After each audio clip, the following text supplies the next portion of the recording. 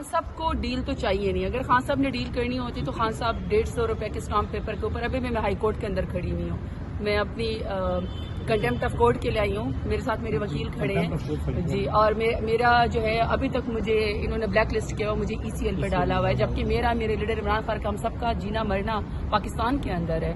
تو سبز لال پرچم کی ہم عزت کرتے ہیں. وہاں پہ خان صاحب کو ڈیل نہیں چاہیے. اگر خان صاحب نے ڈیل کرنی ہوتی نا تو وہ 150 روپے کے اسٹامپ پیپر کے اوپر پلیٹلیٹس گرا کے ملک سے باہر جا چکے ہوتے ہیں. اس کا مطلب ہے خان صاحب پاکستان کے اندر رہ کے پاکستان کے عوام کا مقدمہ لڑ رہے ہیں. کال کوٹری میں جس کو آپ کو عزت کے مقام پہ بیٹھانا چاہیے تھا, آپ نے اس کو کال کوٹری کے اندر ڈالا ہوا ہے.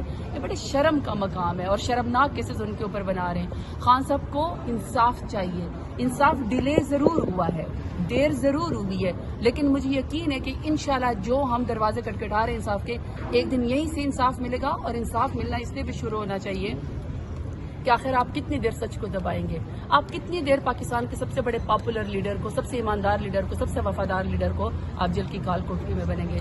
مجھ سمیت تمام پاکستانی دعا مانگ رہے ہیں کہ خان صاحب کو انصاف ملے, وہ دوبارہ سے